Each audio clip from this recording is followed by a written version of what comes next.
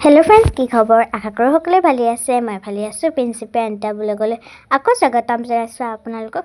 আশা ৰাখোঁ আজি মিনি ব্লগটো চাই আপোনালোকে ভাল পায়। আৰু এতিয়া ব'লক মিনি ব্লগটো ষ্টাৰ্ট কৰোঁ। আৰু আজি আমাৰ গাঁৱৰ বোৱাৰীসকলে প্ৰীতিভোজ এটা আৰম্ভ কৰিছে। ব'লক এতিয়া আমিনো কেনেকৈ ভোজ ভাতটো আৰম্ভ কৰিছোঁ আপোনালোকক দেখাওঁ। আৰু ৰবাব টেঙা বতৰৰ ৰবাব টেঙা নাখালে কেনেকৈ হ'ব? ফালে মাংস বনাবলৈ আয়োজন কৰা হৈছে।